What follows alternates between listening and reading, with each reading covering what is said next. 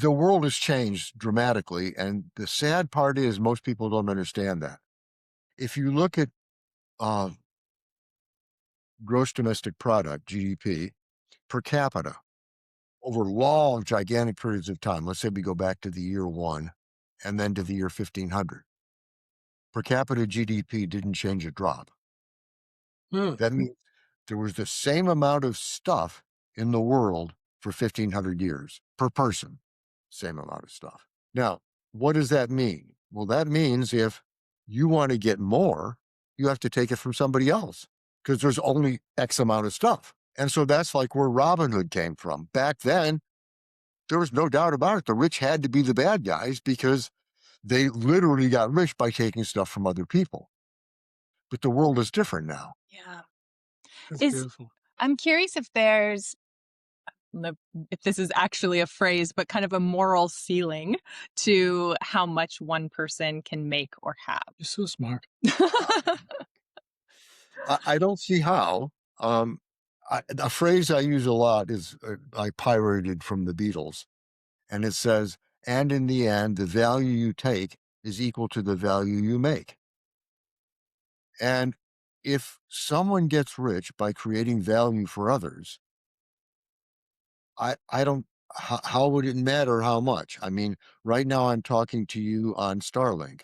Elon Musk created that for me, and so my life is a whole lot better. I mean, I live out in the sticks, and any kind of communication used to be a nightmare until Elon Musk bailed me out.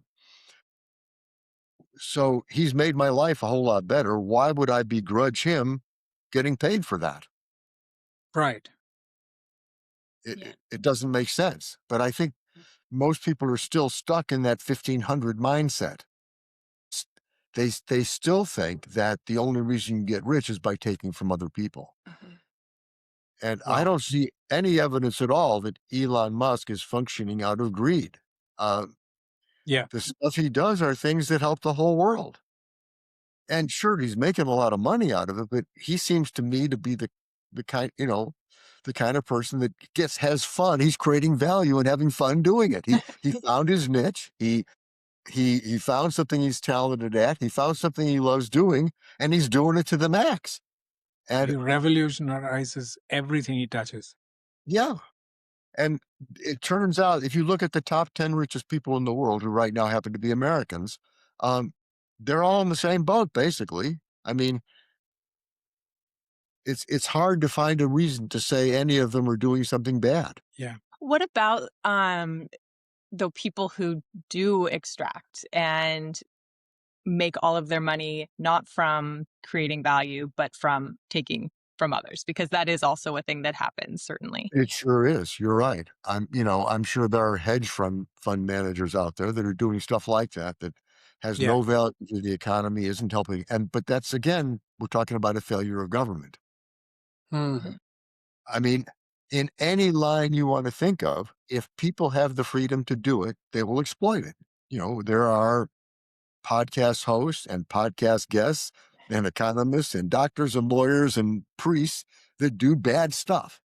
True. And it's government's job to stop that from happening. And so in my book, I present a thing called the flip tax, which I think would help that a lot.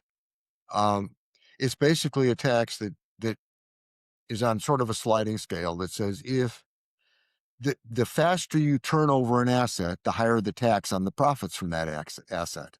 Hmm. And so if you turn over the profit, say in a day, you're going to get like a 99.9% tax on the profit you made. Right. If you keep the asset for, say, 30 years, like your house, it's basically tax free. Mm. True.